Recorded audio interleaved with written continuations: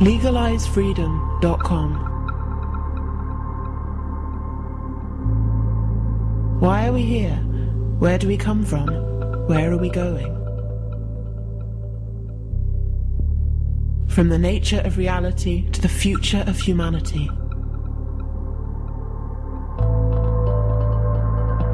Beyond politics, poverty and war. LegalizeFreedom.com.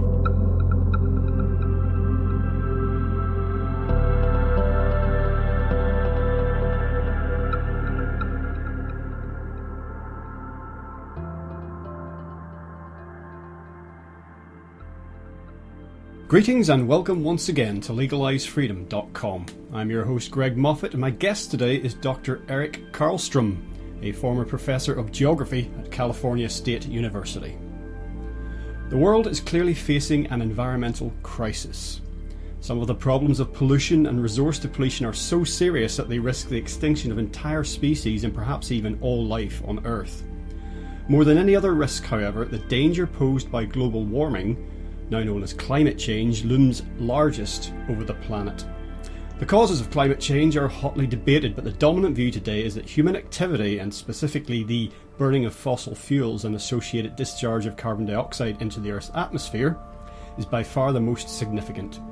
As a result, massive programs designed to permanently change our society, economy, lifestyle, and the way we interact with nature are being implemented. These aim to drastically cut our energy use, material standard of living, and ultimately, the human population. But what if our understanding of the causes of climate change is flawed? Is it possible that the shifts in weather activity we are witnessing are simply part of a much larger picture, one in which the Earth's climate is forever changing and evolving over millions, even billions of years? We undoubtedly need to use less energy to clean up the environment and conserve the valuable natural resources without which we cannot survive, but we must do so in the right way and for the right reasons. Following years of research and with highly specialised knowledge, Dr. Karlstrom has concluded that the issue of climate change has been dangerously corrupted and that it is being exploited to serve nefarious political, economic and social agendas. Hello and welcome, Eric Karlstrom, and thank you very much for joining us today on LegalizeFreedom.com. Well, good morning, Greg. Yeah, it's good to be here. I'm coming to you from Crestone, Colorado. Our topic, I believe, is global warming, and the temperature when I got up this morning was about minus 12 degrees Fahrenheit. I'd have to look at a conversion chart, but it's pretty cold. Yeah, it's pretty cold here too, actually. Now, just to start off, one thing I'm going to say about myself personally is I don't believe anything. I either know it or I don't know it.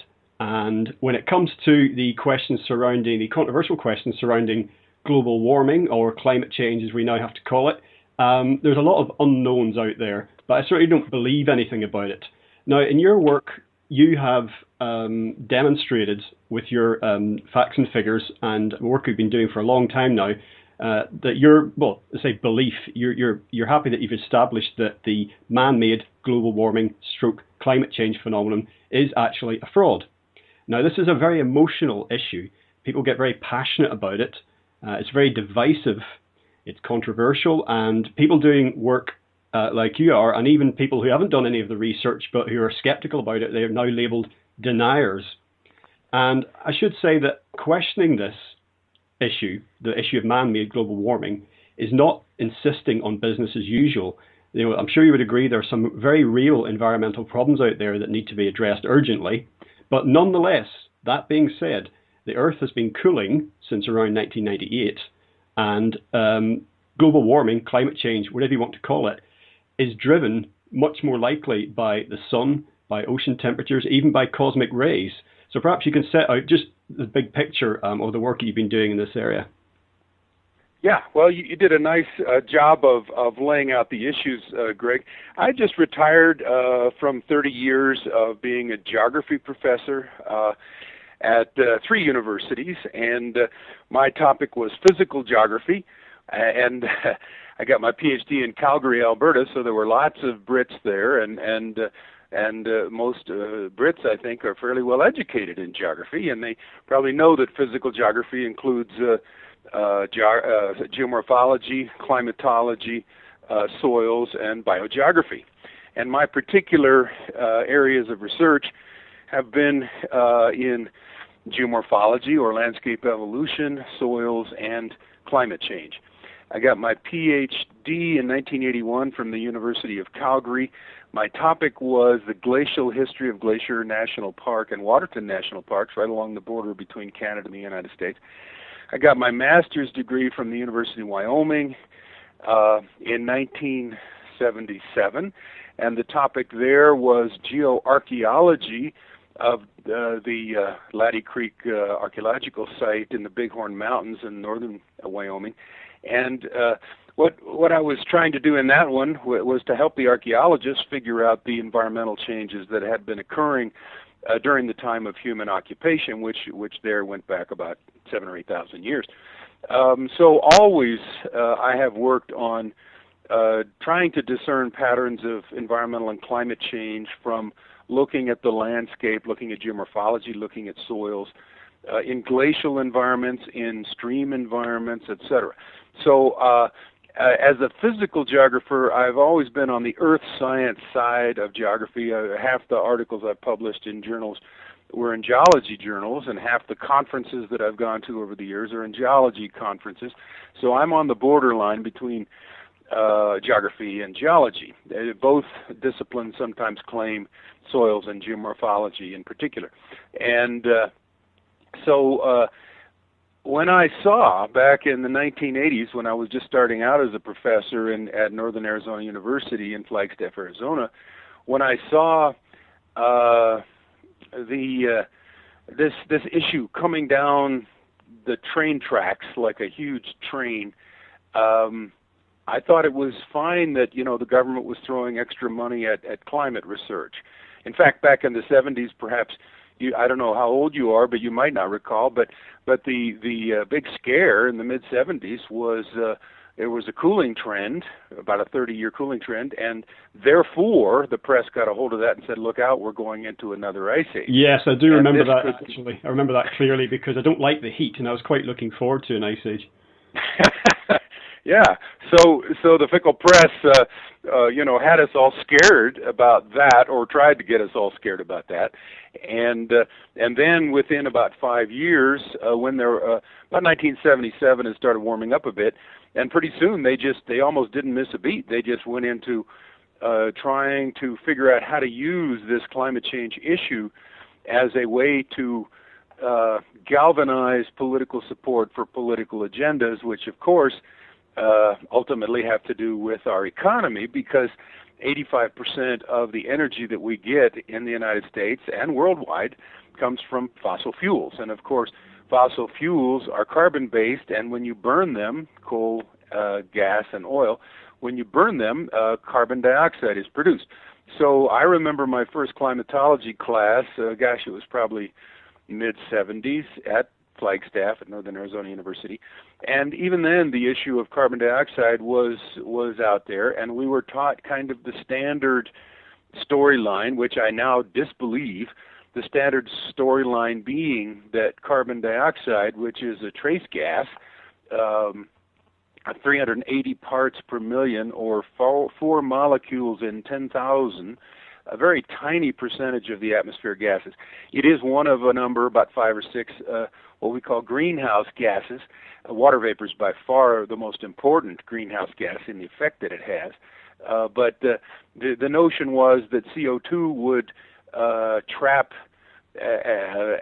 terrestrial heat or a long infrared radiation given off by the Earth, and then re-radiate that, counter-radiate it back to the Earth, and you would disobey the laws of thermodynamics. You would actually almost create new energy in the process, And I think that there's a great book out now, which I've interviewed Dr. Tim Ball in Canada, who's Canada's first PhD in climatology, educated at London. and he's written a book now called Slaying the Sky Dragon, Death of the Greenhouse Gas Theory. And I think the greenhouse gas theory is one of these things that got promoted originally through ignorance, and then it was latched onto by political interests, and then all this has become a massive propaganda brainwashing blitz, and because it suits certain political objectives, which, in a nutshell, the United Nations would like to be the prototypical global government, and what better way to do it than to regulate all economic activity and tax all economic activity, which of course is based on the use of fossil fuels.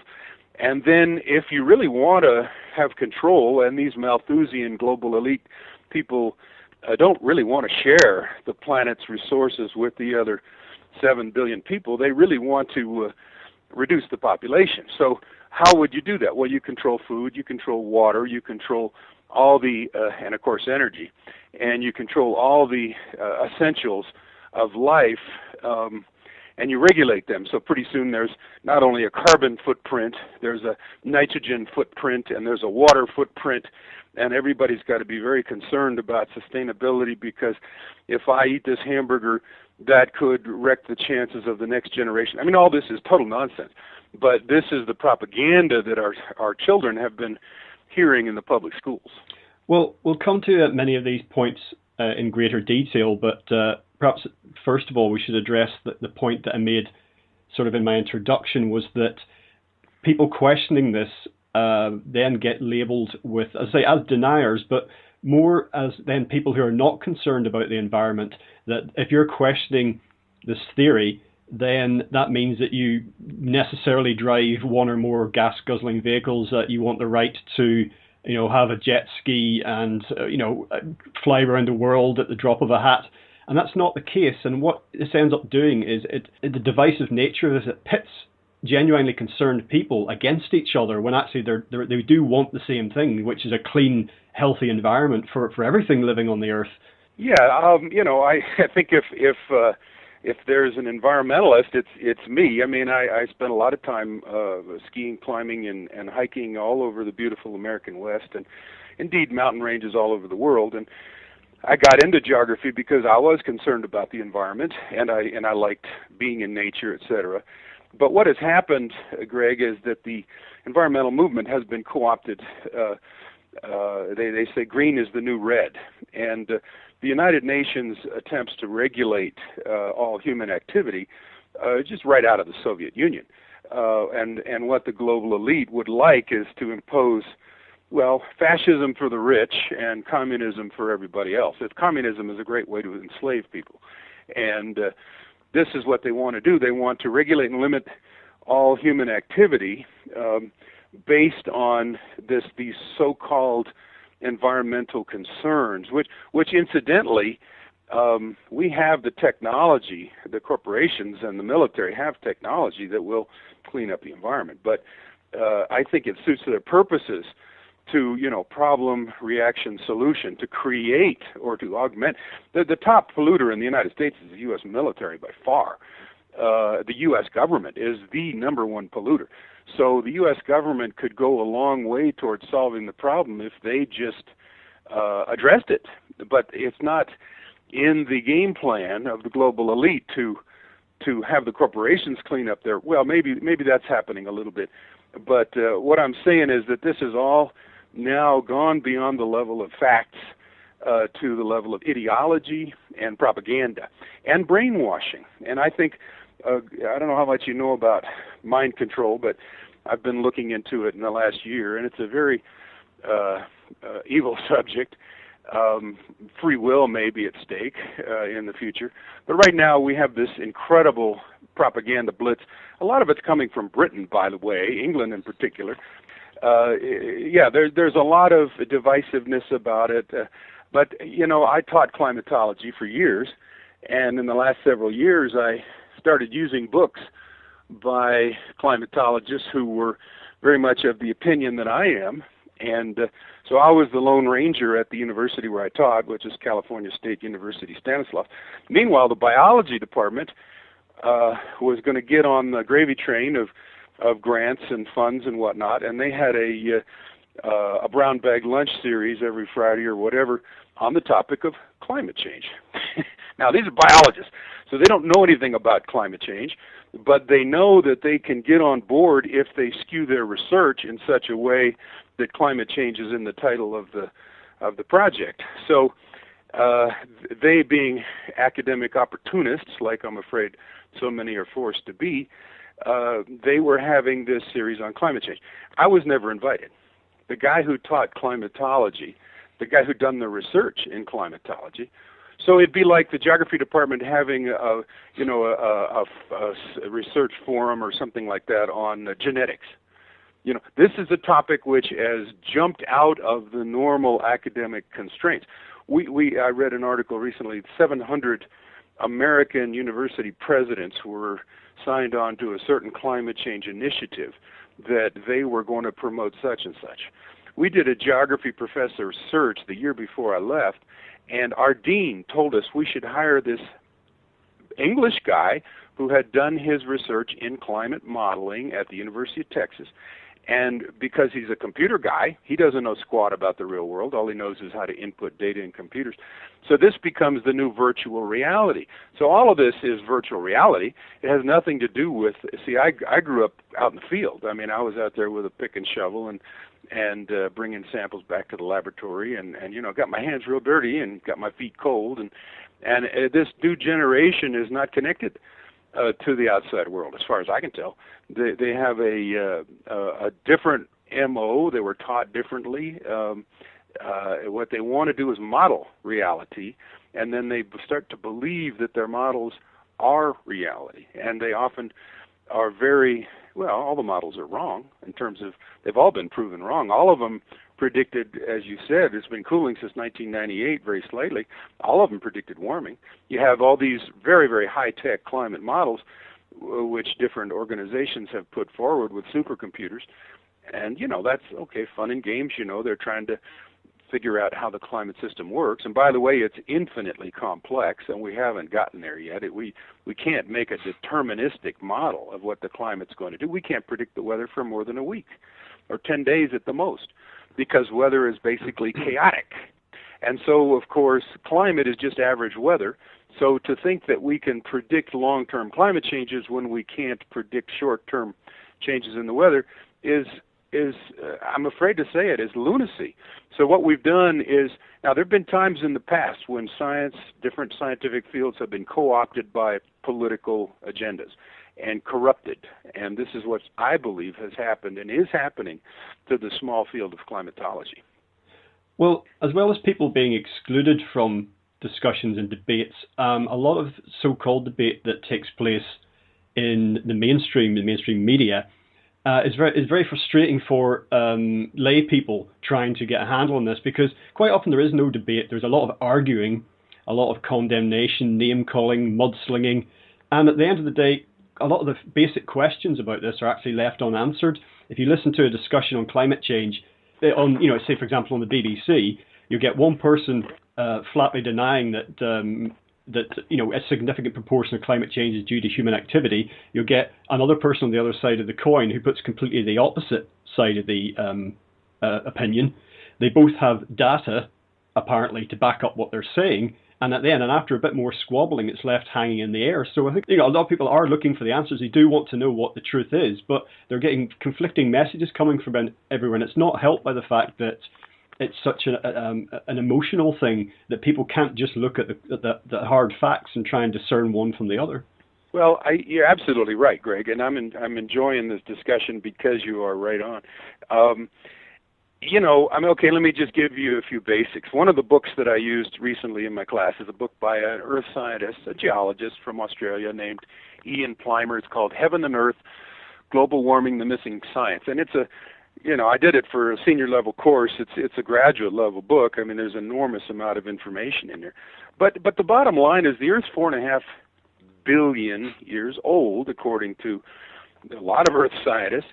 80% of the time, at least, during that time, the climate was warmer, significantly warmer than it is now, maybe 8-10 degrees centigrade. No tipping points were reached. In fact, during warmer climates, historically, geologically, and culturally, species thrive. They do better. The average temperature of the Earth is about 13 to 15 degrees centigrade. We can't even really agree on that. It's well below the optimal, which for humans is about 20.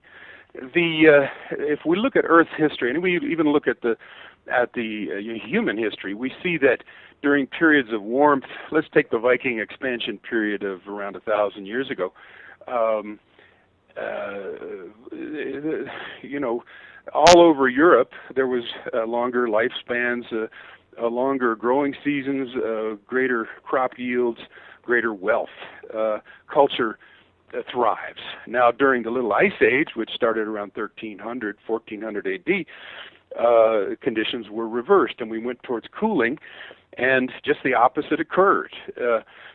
Growing seasons were shorter, lifespans were shorter, there was less wealth, there was plagues and things like that, Bad times. Cooling is what is dangerous, and I personally agree with you that we're going into a cooling phase. Now, here we are being told that we're warming, and we're not preparing logically for cooling, which is what we need to be doing. So again, I think we need to look very hard at this cadre, this cabal that runs the world for their benefit, and that means that they run the different nation states and get us to fight against each other. But they don't want to share. The United Nations has lots of documents saying we have too many people and we need to reduce the numbers, blah, blah, blah. And Britain, the BBC, is the propaganda arm of the British government. And English government is, I think, and I've done a lot of research on this, the main controlling factor in the UN and the prototypical global government. So you are sitting there ground zero of the propaganda factory. The theory of man-made climate change, being as significant as it is actually a fraud.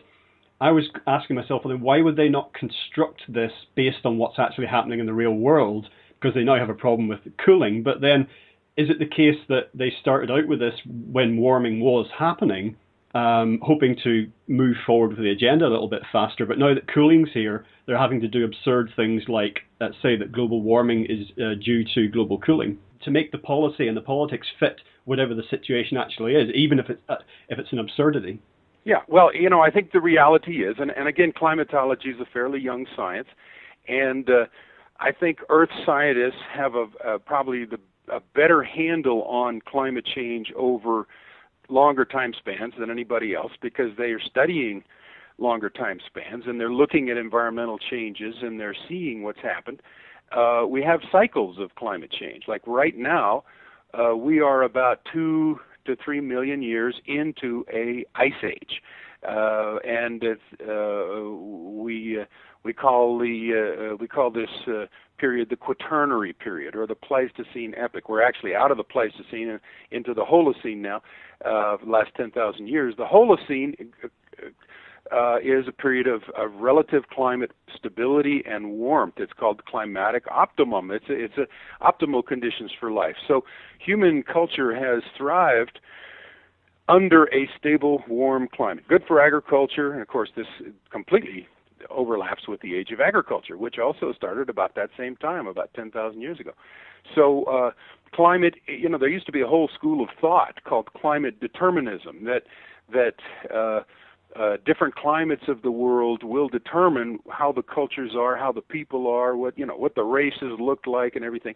And they probably went a little overboard with that, but in fact, climate is what we might call an independent variable, and everything else is dependent on that, like the vegetation shifts when climate changes.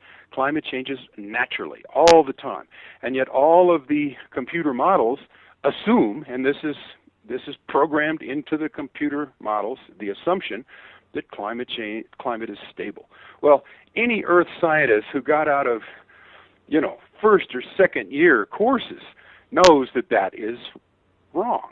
And so, garbage in, garbage out. They say in the computer world, you put in bad assumptions, you're going to come to bad conclusions. And that's why every one of the models is wrong. They assume, number one, stable climate. Without human influence. Number two, they assume that CO2 is the most important climate driver, and that's completely erroneous. As you say, the oceans and the sun have a much greater role. So you've got the two fundamental assumptions are erroneous. And of course your conclusions are erroneous, and they all predict, something like, 1 to 2 degrees Fahrenheit, 1 degree centigrade to maybe, 5 or 6 degrees centigrade warming by the end of this century. Well, all that's going to be wrong, I'm sure, just like I can't be absolutely sure, but the trend is towards cooling. And so if you really want to understand climate, you start to look at these cycles. Okay, what is the periodicity of the cycle? What's the frequency of the cycle? And what's the magnitude of climate change in the past? And if you want to predict the future, you should understand the past. And to start out with the assumption that the Earth's climate is stable, and then humans came along and started burning fossil fuels, that's the most ludicrous, ignorant, pathetic hypothesis that any scientist could have ever come up with. And of course, to sell that to the public requires just that. It requires selling. And let me just read you this. This comes from our friend Professor Robert M. Carter's book, Climate, the Counter Consensus. He's from Australia, and he's done his work on deep sea cores. And deep sea core work has been going on for a good 50 years, and what they find is climate cycles. About 20 major glacial, interglacial fluctuations in the last 2 million years. Okay, like I say, we are now in an interglacial called the Holocene. We could well be on a downturn towards a cooler, sliding back into a glacial, but that, of course, is debatable. But my point is, here's Chapter 8, Communicating the Story. He's talking about the propaganda. And this is coming from the Institute for Policy Research in London. The Institute for Policy Research is an outgrowth of the Tavistock Institute for Human Relations, which I've come to realize is the #1 brainwashing center for the world and has been since World War I. Okay, this is a subcontractor for the Institute for Public Policy Research in London. It says, the task of climate change agencies is not to persuade by rational argument. Instead, we need to work in a more shrewd and contemporary way, using subtle techniques of engagement. The, quote, facts, unquote, need not be treated as being the facts need to be treated as being so taken for granted that they need not be spoken. Ultimately, positive climate behaviors need to be approached in the same way as marketeers approach acts of buying and consuming. It amounts to treating climate-friendly activity as a brand that can be sold. This is, we believe, the route to mass behavior change. Okay, that's coming from G.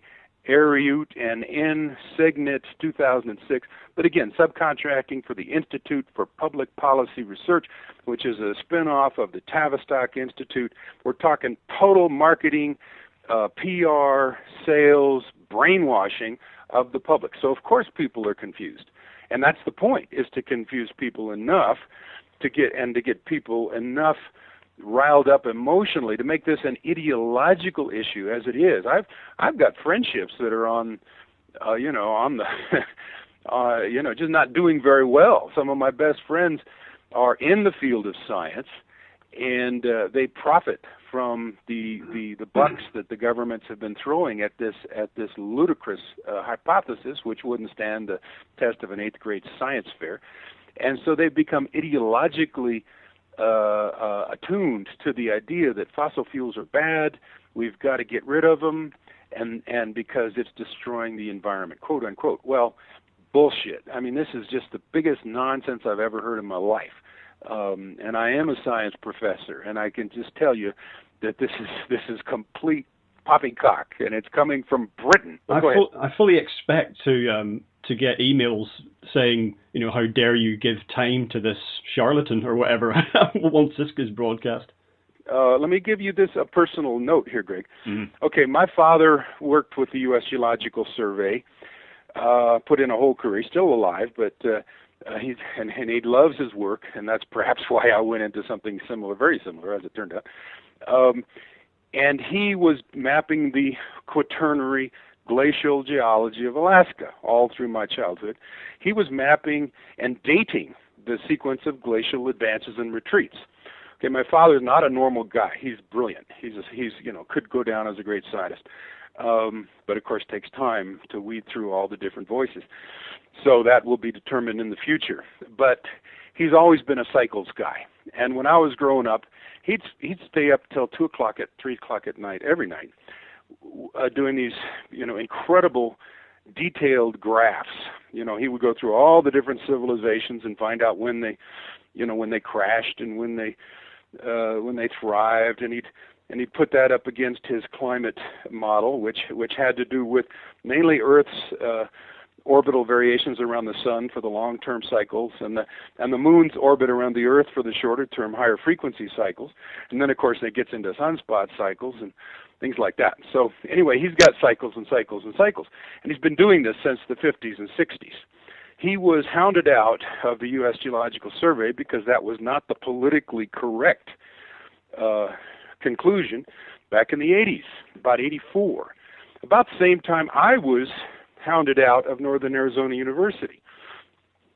And I personally believe that the intelligence agencies like the CIA are all over this topic because they have had a long-term plan to change mass behavior change through this scare issue. And if you have, the CIA has been doing for years a thing called influence mapping. You want the right people in the right positions. You want the right voices of authority to say the right thing, which then supports whatever, Big Brother 1984 kind of agenda is that the party advocates at the moment. Well, my dad had done a hell of a lot of work, and interestingly enough, it turned me on, and I got interested in it myself. Even as a graduate student, I got interested in the whole issue of climate change. So, the two of us are not your average scientist. The average biologist knows nothing about climate change. We know a hell of a lot, and I've got a huge library of books, and I got a huge library of reprints, and it's all hard copy because I'm afraid one of these days the computers might just take over and we'll lose all the real solid stuff. But anyway, so there's a real political and economic aspect to science and which scientists get the microphone. Now, I was partly, I'll admit, probably due to my association with my father, I was invited into a group called the American Quaternary Association as treasurer when I was a pretty young professor. So I was hanging out with the top scientists in the field, and this is multidisciplinary. Quaternary, again, is the last 2 or 3 million years of Earth history, which is synonymous with the ice ages. So these are palynologists and deep sea core people and archaeologists and geologists and soils people and geographers, all disciplines looking at the issues of climate change. So I was sitting there kind of at ground zero of the whole thing. Well, like I say, I watched the whole thing come down. I would go to the meetings every couple of years. In the mid-'80s, the biannual meeting of AMQA, the American Quaternary Association, was in Boulder, Colorado. And even in 1986, or was it 88? My memory starting to fail a little bit here. I think it was 86 in Boulder. The thing was taken over by computer people. And then the 88 conference, which was back in Flagstaff, where I had started my career, the keynote address was by a guy named Stephen Schneider, who is a biologist who's now recently died, who is a ideologue pushing the global warming agenda. He knew nothing about climate change, but he was brought on by the organizers of that conference to be the keynote speaker. Why? Because, again, influence mapping. Get the right people in there saying the right thing, and say it over and over and over and over. The bigger the lie, the more easy for the people to believe it, according to Hitler and Goebbels. And that's what this is. This is a huge lie. This is the biggest lie. There's others, but it's one of the biggest ones out there. And I'm not pulling my punches anymore. I'm retired. I just call it like I see it now. But I see they're vulnerable because these people write a lot, and I read a lot, and so I can identify who's done what when, and I can trace the history of this propaganda blitz back to its source, and so that's what's interesting me now in my retirement is this whole issue of propaganda mind control and how science gets co-opted by politics. So this is what's being used then basically to gloss over problems with the theory of man-made climate change when they arise. And it's even though this issue of scientific fraud has come up repeatedly and it almost seems to be coming up with increasing frequency, it's all sort of made to go away within a relatively short space of time. Even the controversy regarding the emails from the University of East Anglia, that was a huge thing at the time here all over the media, and it really was the death knell for the man-made global warming camp. But then that nobody's talking about that now. It's sort of just gone away. It's still there, of course. You can still the cat's out of the bag, but it's no one's talking about it in the mainstream.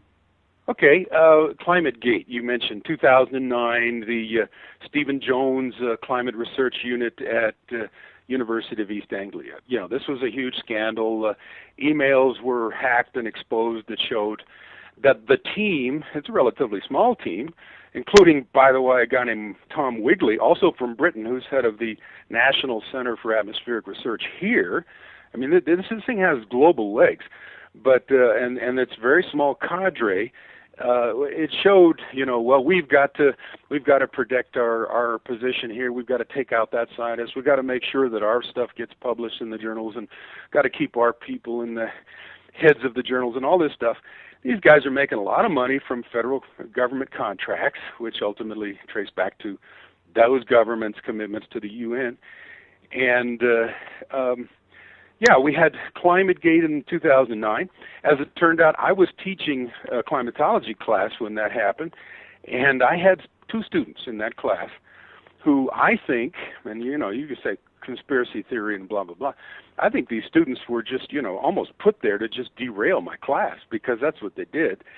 They just, the most rude, two women I've ever seen, and they made the class very unpleasant. And anyway, during that class, as it turned out, Climategate happened, and my students were able to see that maybe their professor knew something.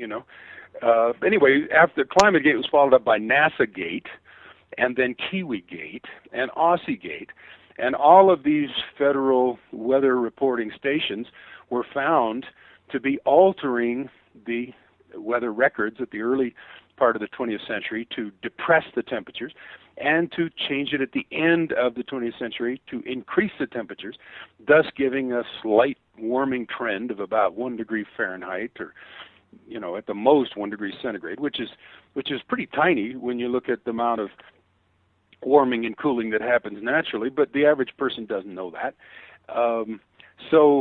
What we see is at least four governments, again, England, United States, Australia, New Zealand, caught fabricating and changing scientific data. Okay, now these are all taxpayer funded to a large extent, especially in the United States. So the average person should get upset and say, we're supporting phony science. We're supporting a political agenda. What is that political agenda? What do these people want to accomplish by fooling us? You see, this is where I've been going for the last several years, asking these questions, and most people are reluctant, most scientists particularly are reluctant to ask these questions, because that gets very uncomfortable for a scientist. He wants to just keep his focus narrow and keep the money coming in, If, as we're always being told, the science is settled, then what on earth are billions in research grants being dished out for? I mean, I know that science is an ongoing process, it doesn't just stop, but if the science in this regard is settled, why spend billions? What are they actually researching? Well, that's a very good question, Greg. I've been, like I say, reading a lot about mind control. During the 80s in this country, there was a heck of a lot of money devoted to Star Wars. This Ronald Reagan said, if we could just put up a little protective shield so that the missiles from Russia wouldn't hit us, then we'd all be safe.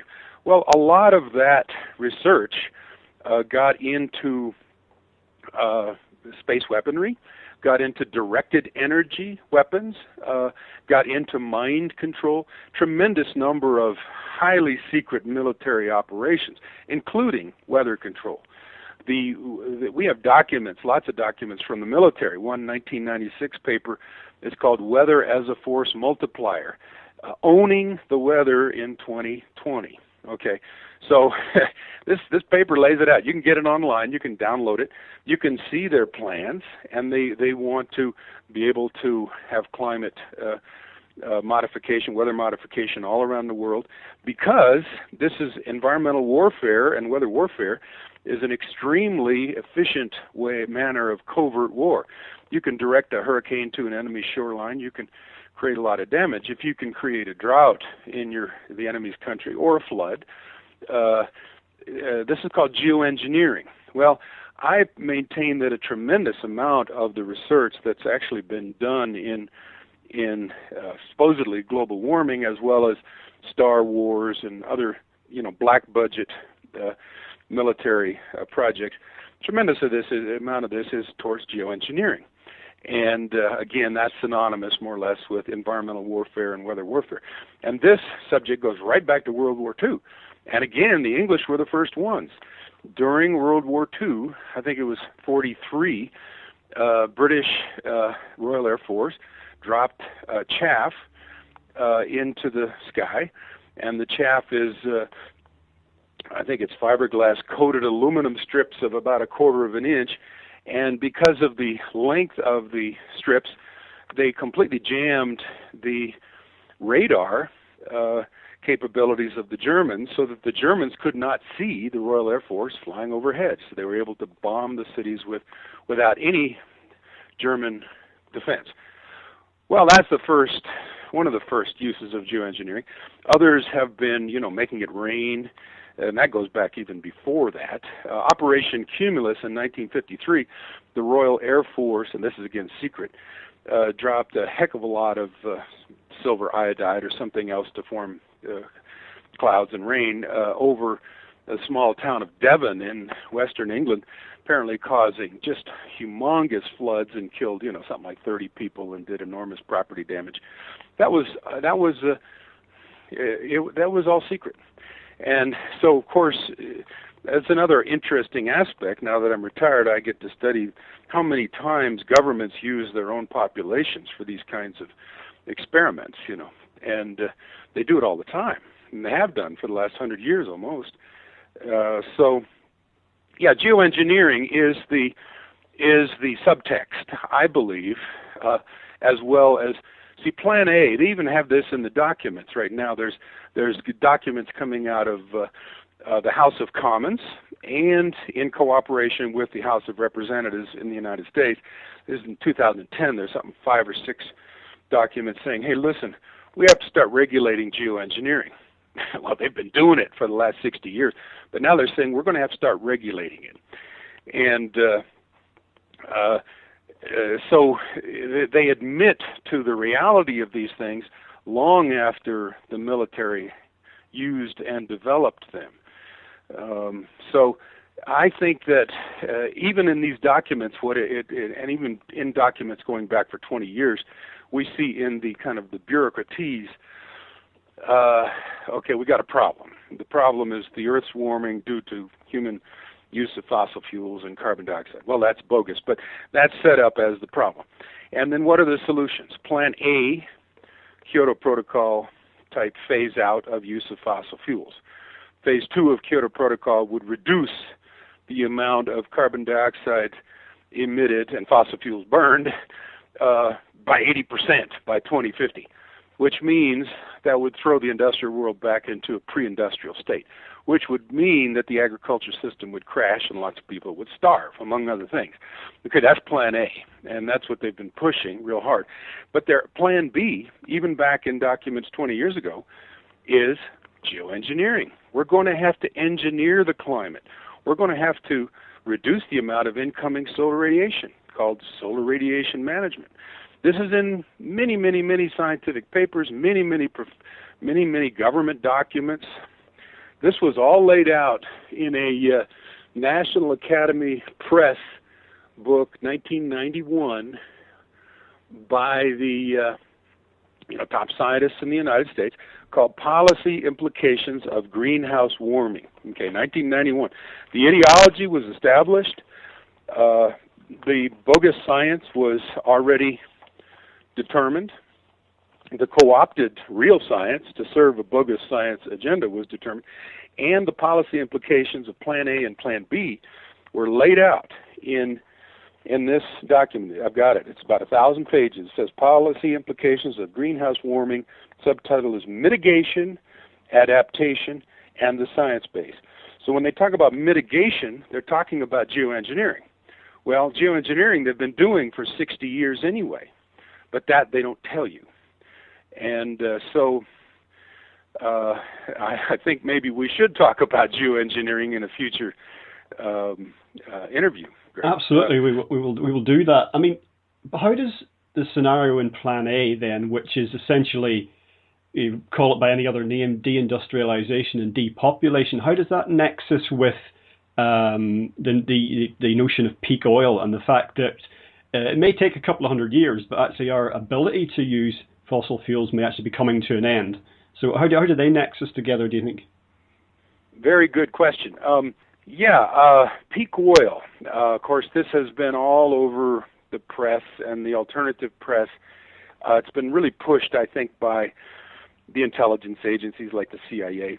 It's very difficult because the oil companies don't really want to share with the world what their reserves are. It's very difficult.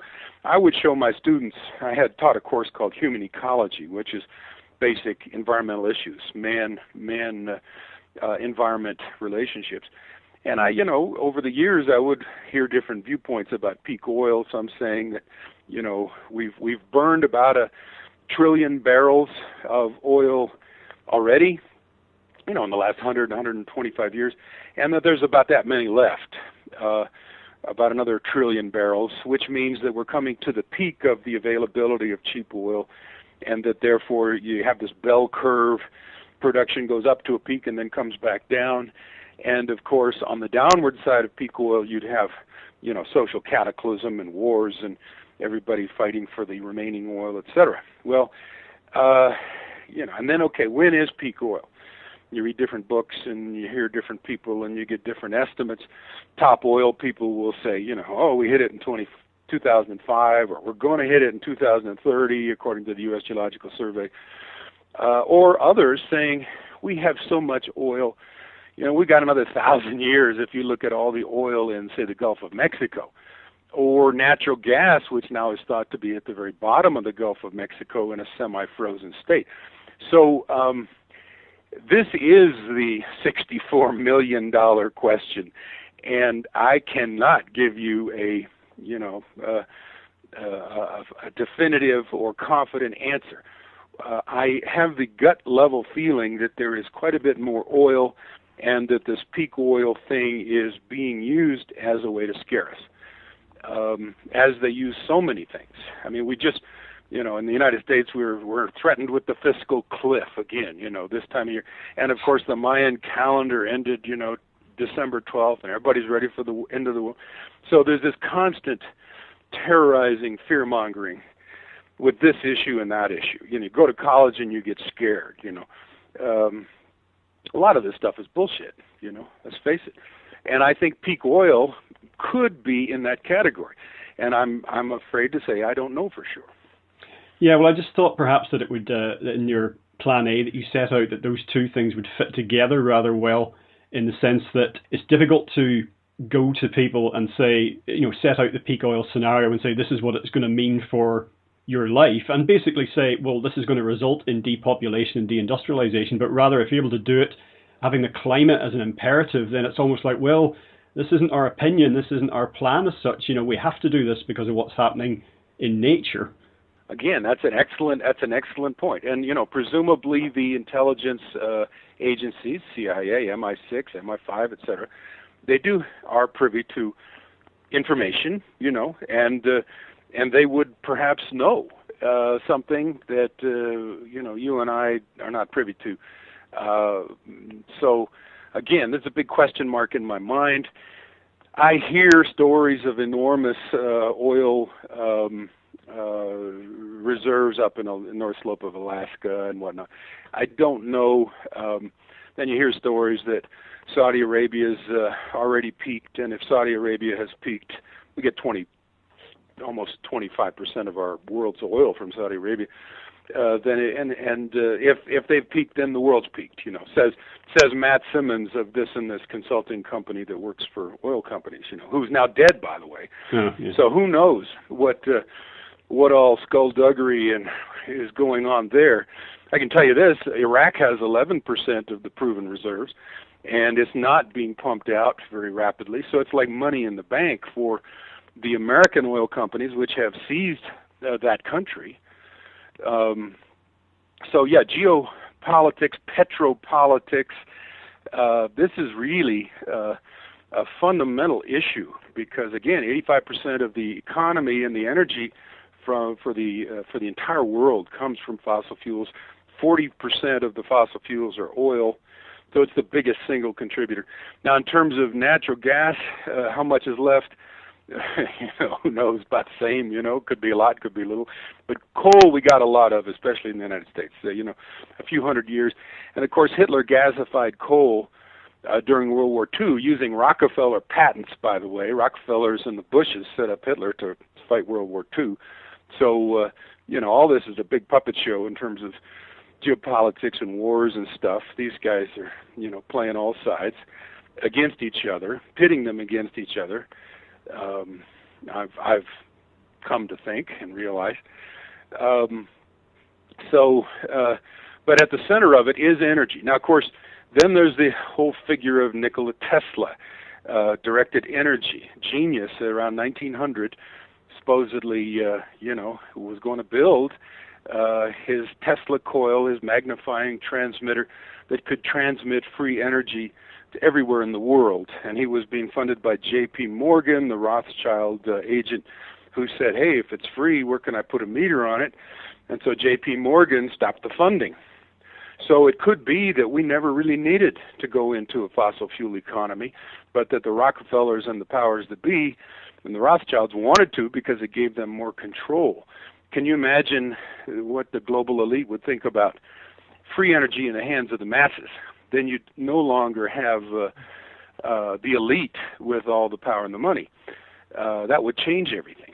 So the idea, number one, that we're running out of fossil fuels and that only wind and solar is going to save us, well, those, I think, are both perhaps myths. I mean, wind and solar are the perpetual 10% solution. They don't, you can't run a steel plant on wind and solar because the sun doesn't shine all the time and the wind doesn't blow all the time. So they're niche technologies. Go talk to an engineer and he'll tell you about reality. And the reality is that, again, 85% of our energy comes from fossil fuels, and that they are key to what we consider industrial civilization. So we better look at these energy issues carefully and look through some of the propaganda. Yeah, and I think it's important just to reiterate at this point that if one is questioning what's going on in in the world with regard to climate change, global warming, and man's role in it, this does not mean that you necessarily think that burning fossil fuels is a wonderful thing to do.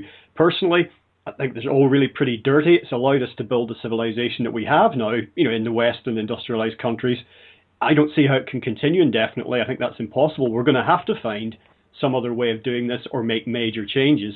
So it's just that a lot of people in the climate change debate are always trying to equate people who are questioning the official theory and trying to make them into like people who are in hock to big oil or whatever.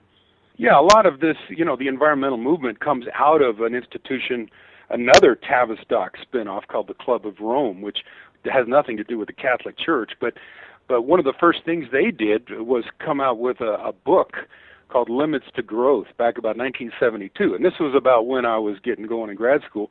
So I remember that book. And MIT professors, Donella Meadows and various others, made a bunch of computer models and predicted when we'd run out of various essential minerals.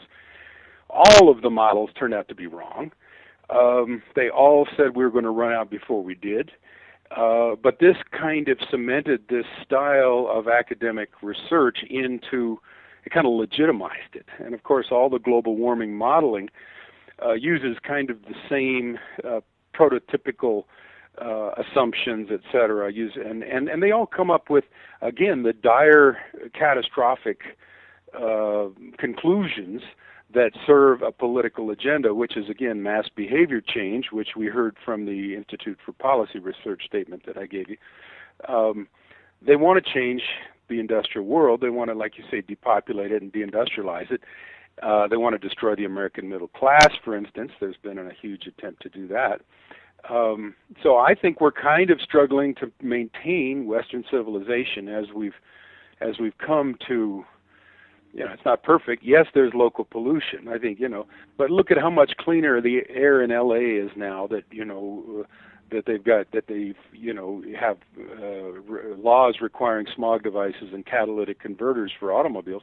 It's much cleaner than it was back in the 70s. I mean, we've made a lot of environmental progress. We can make a lot more without giving up use of fossil fuels. So we have to look at fossil fuel use realistically and say, well, gee, it's like we all have the benefit of 300 energy slaves. We can go down the road at 70 miles an hour, where emperors couldn't do that in the past. They'd get, 10 strong guys and they'd go down the road, about 2 miles an hour, So, yeah, I mean, these are big issues, and I don't claim to have all the answers, but I do. If there's anything I'm sure of, I tell you this, Greg, if there's anything I'm sure of, is that global warming is nonsense. I mean, I look at my career and what I've learned. It's that this scientific push is a hoax, and I think it gives us an opportunity to look at the powers that be, the Club of Rome and Tavistock and the brainwashing institutions, and see who they are and what they are, and see what they're trying to accomplish. If you can pull the wool over people's eyes on a massive scale like this, then you can implement whatever agenda you want. So again, all this for me comes back down to the issue of propaganda and mind control, and that's a whole fascinating topic too. Even though we're in a cooling phase now, especially when you zoom back out and look at the climate of the Earth over millennia, extreme weather events are now commonly cited as the main evidence of climate change, which of course is being blamed on us.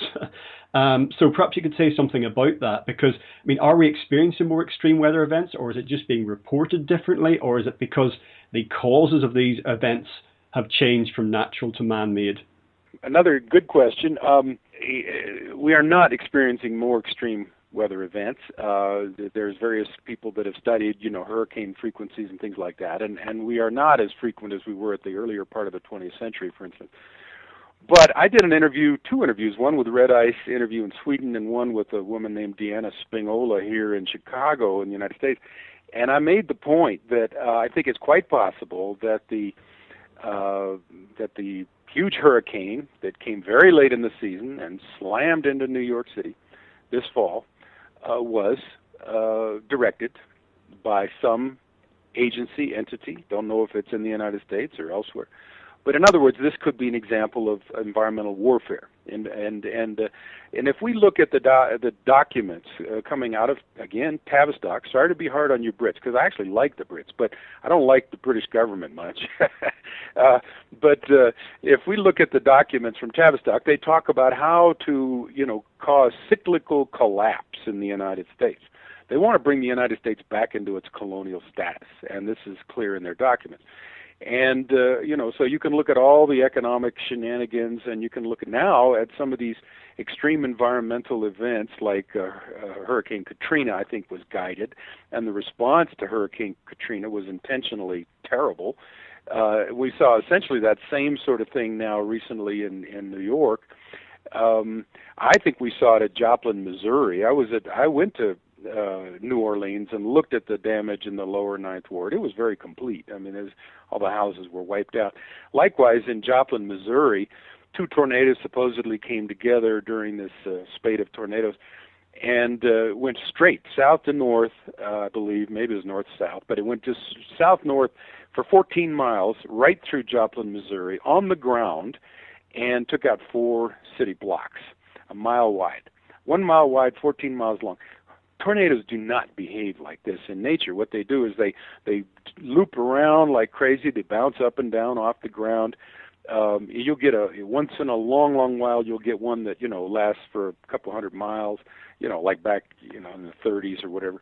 But this tornado is, I think, a very good candidate for weather warfare applied against the domestic population of the United States.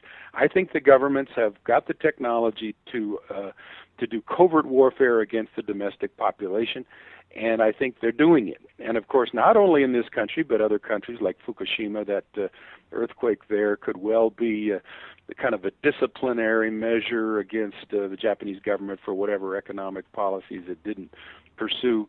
Likewise, in Banda Aceh in Indonesia. I mean, this is sometimes, there's a book by Naomi Klein called The Shock Doctrine, The Rise of Disaster Capitalism. And the idea is that you wipe out an area and then you get your friends to go and rebuild it and make all the money. Like we did with Iraq. We destroyed Iraq, and now we've let Bechtel and Halliburton rebuild it and make all the money. And just happens to be a lot of money available with the oil. So and this is the really, really ugly side of capitalism and the ruling elite that they destroy. Look, go back to South Africa in the Boer War. I mean, this was the first example, and again, it came out of the roundtable groups in England. Let's go destroy a country that's mineral rich, and then we'll get our friends to take possession of the gold and the diamonds and whatever else is valuable there. And that's exactly what happened there. So we see this going on through history, and now it can be done covertly with these technologies. We'll have you back on at some point, Eric, and we'll definitely get into all that in detail. Regarding the sun, actually, its role in climate change, a few months ago I had geologist Robert Schock on, and in terms of, we're talking about his current book, which is Forgotten Civilization, and he talks at great length about the fact that the climate is anything but stable at the moment, and never actually has been. It goes through periods of apparent stability, but if you, again, as I said earlier, if you zoom out and look over millennia, and indeed, millions of years, it's anything but stable overall.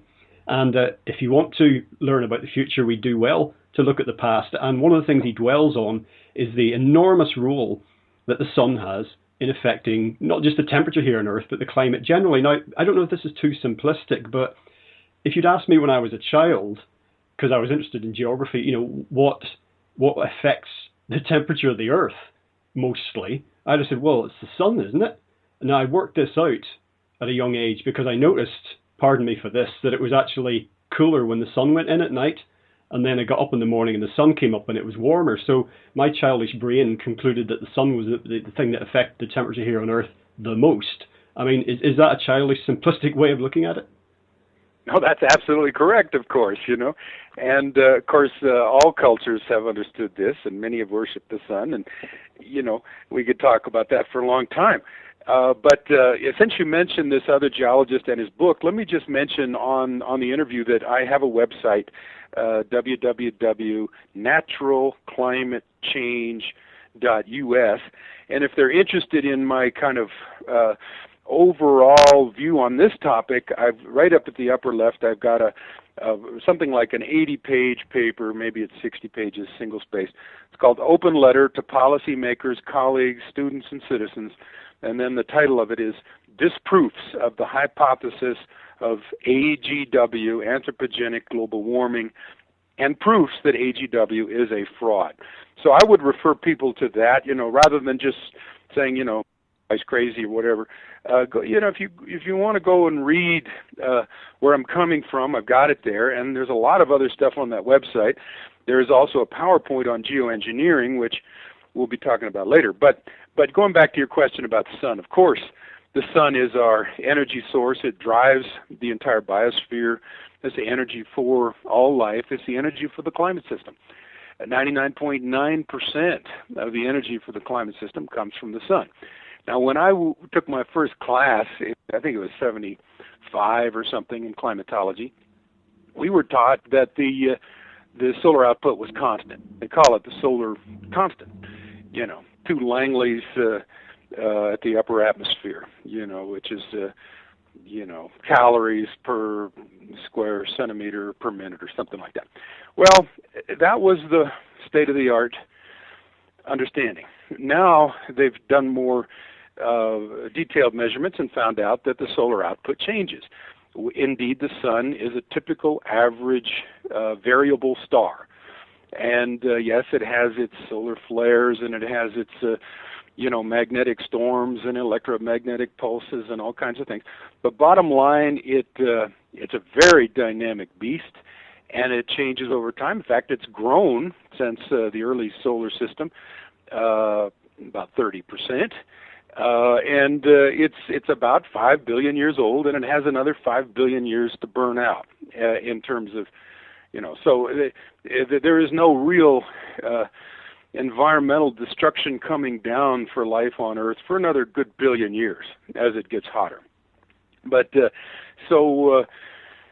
and then you start to look at what's the role of these climate cycles, the 11-year sunspot cycle, the 22-year cycle, the 90-year sun cycle, the 270-year.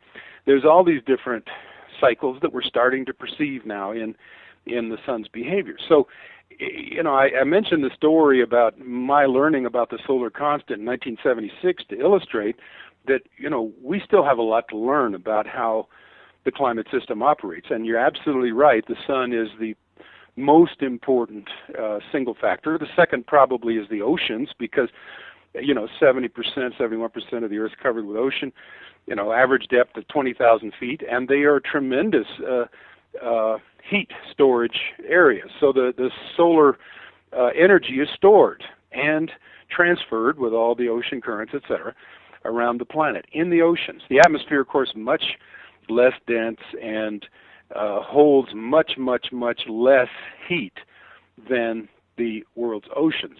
So if you want to get two factors that have the biggest single effect on, say, temperatures, that would be the two, the sun and the oceans, and the whole notion of a global average temperature, according to some physicists and scientists, is preposterous. I mean, it's like looking in a phone book and trying to get the average phone number.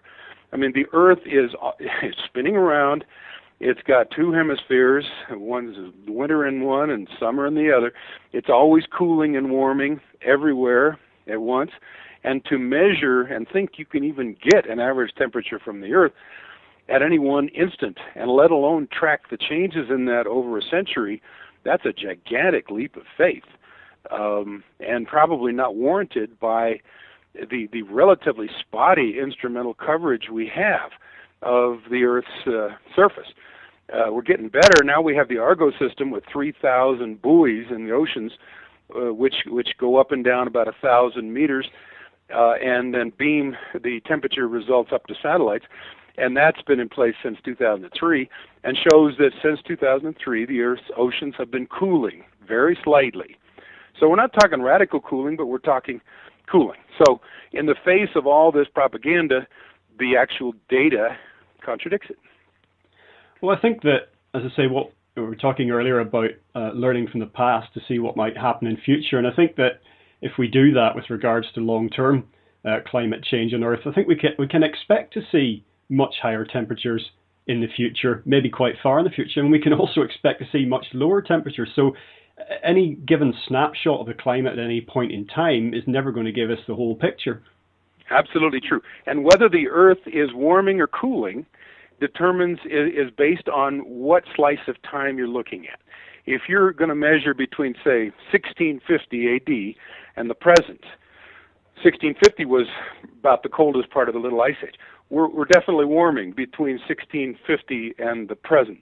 But if you're looking at, say, a longer time span, like 5,000 years, 5,000 years was the climatic optimum. 5,000 years ago was called the altithermal or hypsothermal. That was the warmest part of the Holocene. Sea level was higher, temperatures were warmer, and we've been cooling for the last 5,000 years. So whether we're cooling or warming depends on the time scale you look at. If you look at 20,000 years ago to the present, 20,000 years ago the Earth was in the grip of a major glacial stage. Canada was covered with 1 to 2 to even 3 miles of ice, as was England. And where you're standing now was under an ice sheet. And so sea level was about 400 feet below where it is now. There was more continental landmass. There was less ocean surface. The climate was radically different.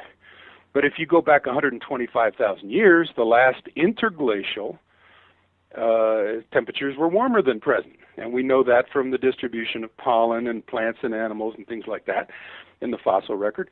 And sea level was maybe a couple meters higher than it is now. Nobody was driving cars. This was all natural, cyclical climate change between full glacial and full interglacial conditions. And then on top of that, you've got the smaller, higher frequency climate cycles operating. So it's a very easy subject to confuse the public on because it's very complex, and we're still learning about it. Well, I think you can line all of this up alongside other issues such as terrorism and the threat of pandemics, and see that there are certain cadres of people, institutions that are definitely using this for their own agendas. But I think ultimately, and kind of in conclusion, I guess, for me, I look at it and I just think, the world has basically been ending forever in the eyes of some people, or perhaps even in the eyes of humanity collectively, whether suddenly or gradually. It's the world is ending. We've seen that with the 2012 thing that came and went. And it's almost like there's a need for it. It's almost like we're so human-centric. We're so focused on that, we're simultaneously masters of the earth, but we're also a cancer on the earth. And it's always all about us and our fate. And we're really just part of a much, much bigger picture. I totally agree with you. In fact, this author, this award-winning geologist from Australia, Ian Plimer, who wrote the book I was telling you about, Heaven and Earth, he devotes about 10 or 20 pages to looking at all the different periods in history and groups in history that have proclaimed the coming end of the world, and everybody sold their property and, gathered on the steps of the church or whatever to wait for the end. And this is something deeply embedded in human nature, I guess, but it's never happened. And as I say, the Earth's been around almost 5 billion years. It's probably going to be around for about that much longer. And we're like bugs on a sequoia tree, if you want to use a biological metaphor. How can we possibly understand the sequoia tree if we're a bug that, lives for a season, or less? This is a this is an interesting dynamic. There's a lady in town here that I've bet now for the last couple of years that she told me she's sure California is going to break up and fall into the sea. And I said, I'm sure it isn't, so we bet $2, and I won in 2011, and I won in 2012, and now she wants to do it for 2013. She's just sure that California is going to break up and fall into the sea. Well, the bottom line is geologically that's not possible. What you could have is an 8-point earthquake, which could do a lot of damage, and that could be caused by humans. But it's not going to break up and fall into the sea in a year or in a minute or something like that. It's not possible. Fascinating. Well, Eric, just to wrap things up for today, you've already mentioned your website, naturalclimatechange.us. Now, I know you've got more than one, including your music website, so perhaps you care to tell listeners about that and just anything generally you'd like to share. Yeah, well, I've got 4 websites, and now I'm going to start another one. The 4 I have, one is 911NWO.com. Obviously, NWO is New World Order. Obviously, I knew 911 was also a hoax when it happened, and I've been studying, trying to understand that. And that gets in, I think, to the study of exotic weaponry, directed energy weapons. And then there's naturalclimatechange.us, and I did one as a local, looking at the importance of the freshwater aquifer here, called waterwatchalliance.us. And then my musical website, I've always been a musician in my heart, and I've played guitar ever since junior high school, and I've played banjo now as well as piano. And I've got about 15 CDs, as well as a movie that I've made. And that can be looked at on my website, erickarlstrom.com. That's ERICKARLSTROM.com. So those are my 4 websites, and now that I'm retired, I have more time to do what I love, which is research whatever is interesting to me and do my music, and then hopefully keep these websites more or less current. Well, Eric Karlstrom, thank you very much for joining us today on legalizefreedom.com. Yeah, thank you, Greg. Well, that's it for another week. As ever, thank you so much for listening. If you enjoyed the show, please check out the website. That's legalize-freedom.com. And there you'll find an archive of programs on many equally fascinating topics. Until next time, I'm Greg Moffat, and you've been listening to legalizefreedom.com.